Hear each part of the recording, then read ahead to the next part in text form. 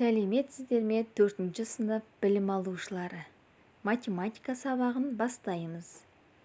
Бүгінгі сабағымыздың тақырыбы кездесу қозғалысына берілген есептер. Бүгінгі сабақта сенің меңгеретінің кездесу қозғалысына берілген есептерді теңдеудің көмегімен шығаруды үйренесің. Балалар, бүгінгі сабағымызды түсінуіміз үшін оқулығымыздағы 115-ші беттегі екінші тапсырмаға назар аударайық. Велосипедші сөреден бастап 35 км/сағат жылдамдықпен 3 сағат жүрді. Және оған мәреге дейін әлі 45 км жүру қажет. Сөре мен мәренің арақашықтығы қандай? Балалар, арақашықтықты табу үшін формуланы еске түсірейік. Жылдамдықты уақытқа көбейту арқылы арақашықтықты табамыз. Балалар, осы есепті күрделі теңдеу арқылы шығарып көрейік. Ол үшін арақашықтықты x деп алып, осыдан велосипедшінің жүргені жолын алып тастаймыз. Велосипедшінің әлі 45 км жүретін жолы бар. Осы арқылы сөре мен мәренің арақашықтығын табамыз. X азайту 35 көбейту 3. Айырманың мәні 45-ке тең. X азайту 35 пен 3-тің көбейтіндісі 105-ке тең.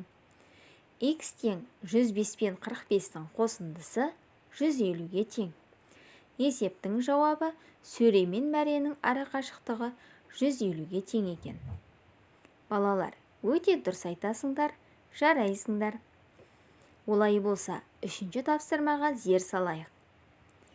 Сен екі дененің кездесу қозғалысына берілген есептерді амалдар бойынша шығара аласың.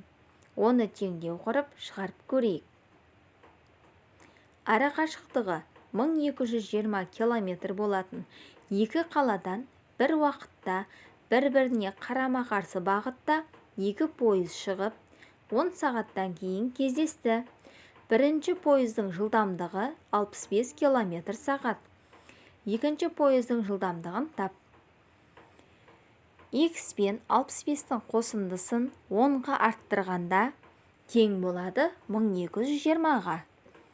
Бұл бізде күрделі теңдеу. Теңдіктің сол жағындағы X пен 98-дің қосындысын өзгеріссіз қалдырамыз.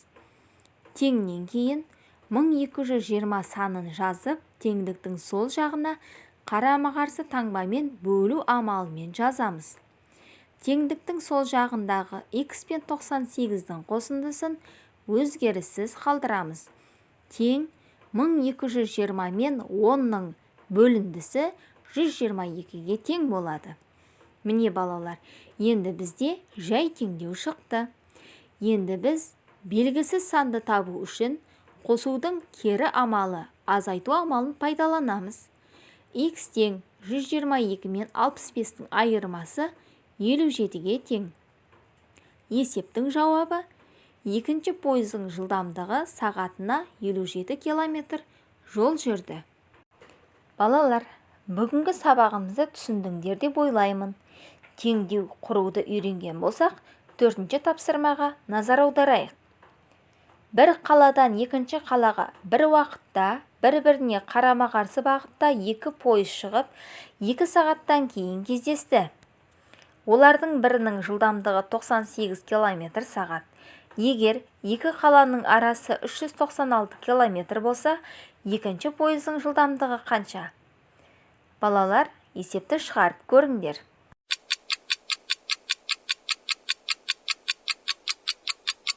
Өз жауабыңды тексер. Жарайсыңдар балалар. Есептің жауабы екінші пойыздың жылдамдығы 100 км/сағат. Өте тамаша. Келесі тапсырманы орындайық. Ұзындығы 200 метрлік соқпақпен бір-біріне қарама-қарсы екі бала жүгірді. Біреуінің жылдамдығы 5 метр секунд. Олар 20 секундтан кейін кездесті. Екінші баланың жылдамдығы қандай?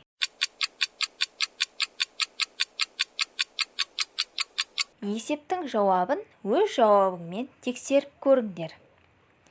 Жауабы екінші баланың жылдамдығы 5 метр секунд екен. Өте тамаша, дұрыс жауап. Жарайсыңдар балалар. Олай болса, бүгінгі сабағымызды қорытындылау мақсатында өзіңді тексер тапсырмасын орындайық. Ауыл мен қаланың арасы 81 километр.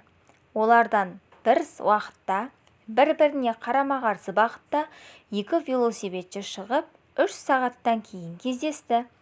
Қаладан шыққан велосипедшінің жылдамдығы 12 километр сағат. Ауылдан шыққан велосипедшінің жылдамдығы қандай?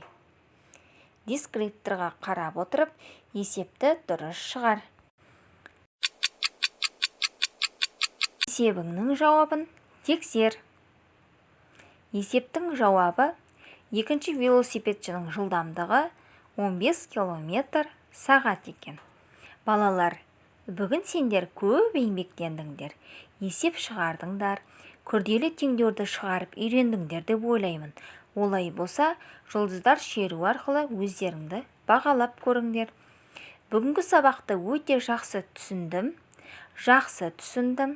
Тақырып бойынша әлі ізденуім керек. Ал балалар, сабақ аяқталды. Зейін қойып тыңдағандарыңызға үлкен рахмет. Сау болыңыздар.